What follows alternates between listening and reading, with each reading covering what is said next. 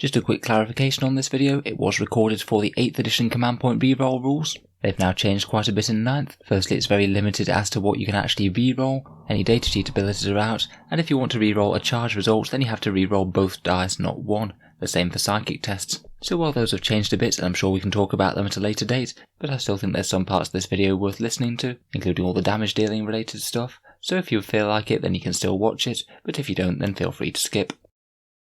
In today's video we're going to be talking about the most ubiquitous stratagem in the game, exactly when can be best to use the command reroll.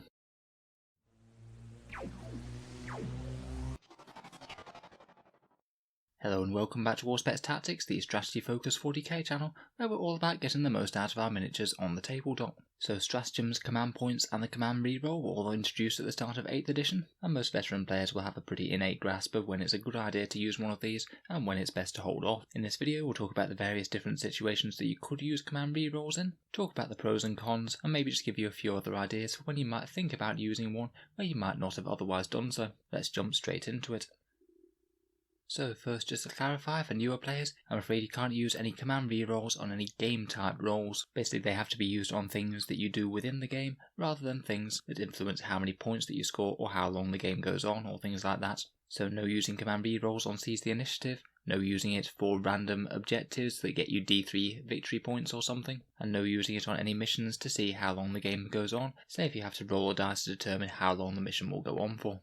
With that out of the way, the main decision you need to make each time you use a command reroll is weighing it up versus the opportunity cost of other stratagems later in the game, and also versus the use of using that same command reroll later in the phase, as of course you can only use it once per phase. As a very rough maxim, I like to have the idea of how many points would I either save or destroy by using this command reroll, and it can help to highlight some areas where it could be absolutely crucial to use a command reroll, whereas other times you're going to get a really low yield. Particularly when you start to run low on command points, you do really need to think, do I need this command reroll here and now? When it's going to stop me using an absolutely devastating stratagem next turn, say for example Vengeance of Acadia for the Imperial Guard. That's a stratagem that I'd be wanting to use pretty much every turn against Chaos because of how ridiculously strong it is, and it's likely going to give me a lot more rerolls and do a lot more significant damage than any one command reroll is.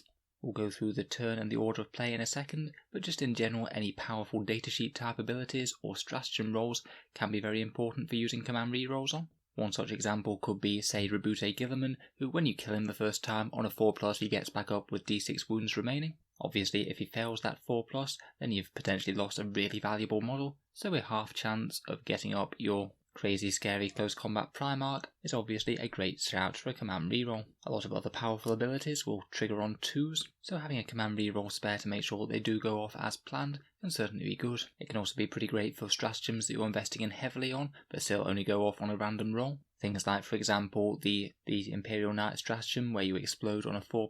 That explosion could be very powerful. Obviously you've already paid command points to try and make that happen. It's likely going to be worth the further command reroll to try and make sure that it does happen if you fail that all important roll. Moving on to the actual sequence of play now. If you can think of any others, then please let me know down in the comments. It'd be always good to hear your thoughts. But the movement phase, if you have an advanced roll on an absolutely critical unit that needs to be moving up as fast as possible, and you just happen to roll a 1, then it could be a reasonable use for CP. Particularly things that might make the difference between whether or not you make a charge that turn for certain units that can advance and charge. To be a really important unit like this, you have to be quite a big threatening unit that's going to make a charge with a meaningful thing, or perhaps it might make the difference between whether or not one of your units makes it onto an objective or not, which is going to literally cost you or gain you victory points. So you might be able to swap out a command point for some victory points, which might do you best for winning the game. I think that the Psychic phase is an excellent place for command rerolls, both when you're casting or denying psychic powers. Basically you get to attempt to cast the first time, and then depending on what you've rolled, you can see whether or not it's worth it to make that command reroll. Say if my Primaris Psycho on the right tried to cast Psychic Maelstrom, which needs a 7 to go off, and he happens to roll a 5 and a 1, you know that if you spend a command reroll, then that power is going to go off on the roll of a 2 or more, so it's a very high yield command point to invest in getting that power off, whereas otherwise it's not going to happen. For absolutely critical powers that you would need to go off, otherwise it's going to really change your game plan, things like Warp Time for Chaos Marines. Say if you did manage to cast that on a 7 with a 6 and a 1, it could well still be worth re-rolling that 1 just to make sure that it's cast on a higher number if your opponent's about to try and deny it. As your opponent has the potential to command re-roll things, they actually have a really high chance of dispelling that spell if they have a deny roll on it. as beating a 7 on 2d6 isn't likely just to happen just from the one roll, but it is odds on to happen if they command reroll themselves. So basically you can use a command point to boost a psychic power's casting value higher to make sure an absolutely critical power doesn't go off. Not worth it on most minor psychic powers, but some can literally change the game. Similarly, if you are trying to deny powers, then again the calculation becomes very easy. Say an opponent casts a psychic power on a very low roll of a 6, and you roll a 4 and a 1 to try and dispel it. Again, a reroll of that 1 can give you a decent chance of cutting that psychic power down. Obviously depends on exactly what they're casting. If it's just smites, then it might not be the most worth it ever. But if it is something really game changing, like Warp Time for Chaos Marines, or something akin to Doom or Jinx for Eldar, who I'm pretty sure they're cast on 7s to be fair, then again a command point to have a good chance of stopping those things is a very decent investment, as it could mean that you save yourself a lot of dead models. Moving on to the shooting phase, and in general this would apply to the fight phase as well. Basically when you're dealing damage, this can often be a very clear way of trading command points for additional damage in your army. It's certainly not a bad tactic, but I do think that you can go a little bit too heavy on it, and you'll often see slightly newer players going a bit heavy on command rerolls in the shooting phase, when they might have been better off saving them for other times. If you are using them to buff damage though, then it can be a good way to front load damage into the first few turns, as in general making more damage happen earlier in the game means more dead enemy units that won't be able to attack you for the rest of the game, and a command reroll or two can certainly help swing that balance. If you are using them in the shooting phase, then you're generally going to be wanting to use them on the biggest guns. Pretty much anyone could tell you that it's going to be more valuable to reroll the wound roll on a las cannon than a las gun, because obviously you're going to be getting a much more powerful shot through if it succeeds. In terms of just normal shooting of guns, then in general the most powerful things that you can reroll are either the number of shots done by the gun, if you happen to have a d6 shot weapon, or a d6 damage roll of a 1. For the most part, both of these will be more powerful than just rerolling hits and wounds. If you do roll a 1 on a d6 damage roll, then it means on average you'd be getting an extra 2.5 wounds on the opponent's vehicle. Although obviously you can roll very high, you could get a 6, or you could get exactly the same, so that is an average increase. So if 2.5 extra wounds on said vehicle or tank would be worth it to you for one command point, then it's usually a good idea. The number of shots is a little bit more front loaded, but depending on the exact weapon that you're firing, it can be even more powerful than the number of damage.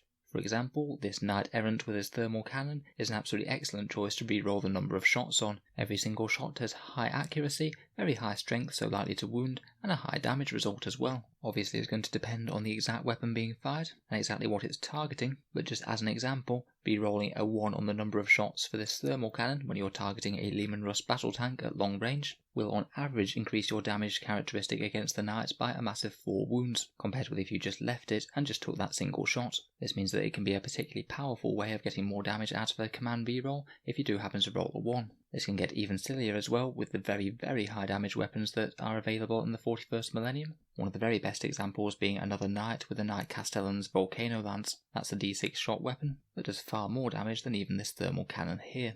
A slightly less well rated way that you can get a lot of important damage out in the shooting phase is having a low chance to one-shot a unit that you've got lucky against. Say for example, this Knight had shot as a Chaos Knight that had a 4+ invul save, and the Chaos Knight only had 5 wounds left. You then promptly roll a 4 on your damage result, meaning that the Chaos Knight would be alive on 1 wound after the shot. Now even though you've rolled very high for the damage result on the Knight, in some circumstances it is going to be worth command rerolling it to try and hunt for that 5 or 6 to actually kill the Knight.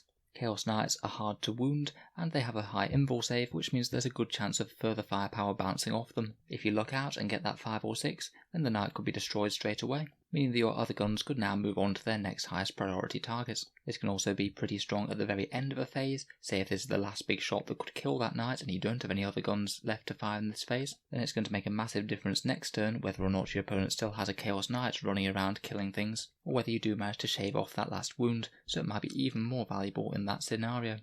Leaving damage rolls behind, I'm not saying that rerolling hits and wounds isn't valuable, and it certainly can be, but typically not quite as valuable as rerolling numbers of shots or damage results of 1. If you had to choose between the two though, then the wound roll is actually going to be far better to reroll than the hit roll, obviously should you fail either of them. Because basically for the hit roll, you don't know whether that attack is going to wound, so you might be re-rolling an attack that's going to fail anyway at the next check, whereas the wound roll, you know it's already hit, so if you pass the wound roll, then all that stands in the way of actual damage daily is the opponent's save and then any damage roll you have to make. Generally, I very rarely re-roll hit rolls, wound rolls are better, and number of shots or damage are even better still most of the time.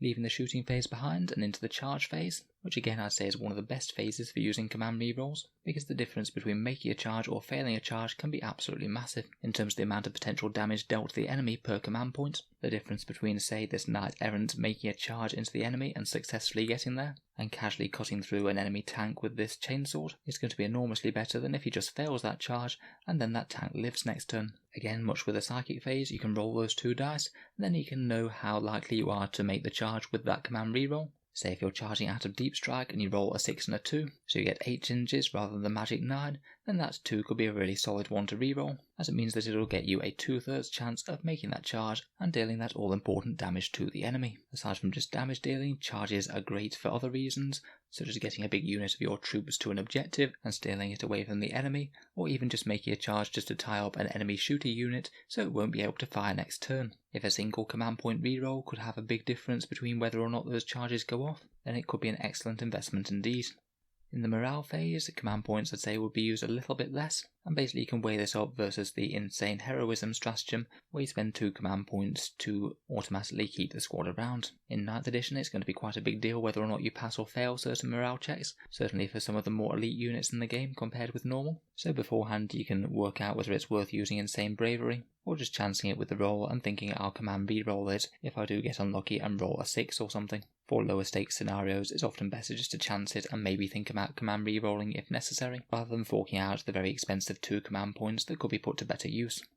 Finally, moving on to your opponent's turn. As everyone who's watched this channel regularly knows, I really like explosion rules for vehicles. If you've got a vehicle that's going to be dealing mass damage to your own army with an explodes result, then it's really going to make a lot of its sense to have a command reroll on standby to stop it dousing your army in mortal wounds. Again, going by the amount of damage caused maxim, tanks can have a very wide blast area, and say you had 5 units in range of an exploding tank, you'd be taking something like 10 mortal wounds on average. If you can make that not be a thing by use of a judicious command point, then it makes a lot of sense, and it is one of the reasons why it's not always the best idea to use a command reroll to try and make a saving throw in your opponent's shooting phase, just in case you need it on standby for a disaster like this. On the flip side though, if you do have the chance to make a vehicle explode in your opponent's lines, particularly if it's a really big explosion, say causing d6 mortal wounds to every unit within 6, then in some circumstances it really wouldn't be the worst idea in the world just to throw that dice again and hope for a magic 6. Those d6 mortal wounds explosions, when you've got a ton of enemy units around them,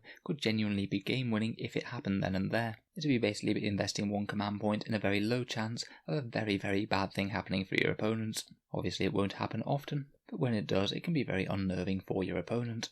Finally, talking of saving throws, in general I don't tend to reroll them all the time regularly. Generally I think it's best to reroll saving throws if it might actually save the unit, which usually means later in the phase. Say if you've got an Imperial Knight with a 4+ invul save, and your opponent is firing its last battery of las cannons at them, if just one goes through, then that could be a good example of a place to use a saving reroll, as it could make the difference whether you have an entire functional knight being able to shoot the enemy next turn, or not having so. I feel that command rerolls can also be particularly valuable for high invul characters in the fight phase, if it is going to give them a good chance of surviving to make their attacks, because again that could be trading 1 command point out for a whole ton of damage done on the enemy character, as well as your character living into the next turn. So I hope that's given you a little bit of food for thought on the command reroll. I'm certainly not saying to go crazy on it, but I think in most games it will come up in a very usable way at least once or twice compared with the other powerful stratagems that you can use. It's just about identifying the absolute biggest changes that you can make to the game with your limited pool of resources. As I said, if there's any particularly good ways to use command rerolls in your specific army or the game in general, then please let me know down in the comments below. This most certainly isn't an exhaustive list. If you've enjoyed the video, then feel free to subscribe for more tactics and strategy related 40k content coming out from Auspex Tactics pretty much every day. If you've been enjoying the videos regularly, then I'd just like to mention that the channel does have a Patreon page, which is the only reason that I can create this kind of content quite so regularly. If you've been watching a lot, then any support is greatly appreciated, and the link to the channel's Patreon page can be found in the video description down below. Patrons get to see certain videos early each week, there's regular polls on what sort of videos come next for the channel, and every patron is also entered into the Auspex Tactics giveaway, which happens once a month, where I post out some pretty big cool kits. The August one is going to be 3 boxes of the Indomitors set. If any of that sounds good to you, or you'd just like to help support the channel, then the link is down in the video description below. But in any case, a massive thank you for listening, and I'll hope to see you guys next time.